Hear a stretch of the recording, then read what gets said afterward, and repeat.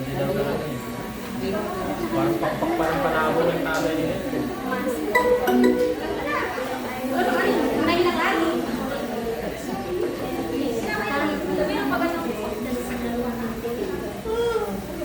Timpalok. Galingan ni ano mo may Grace. Si Grace gumawa niyan. Are you ready, kids?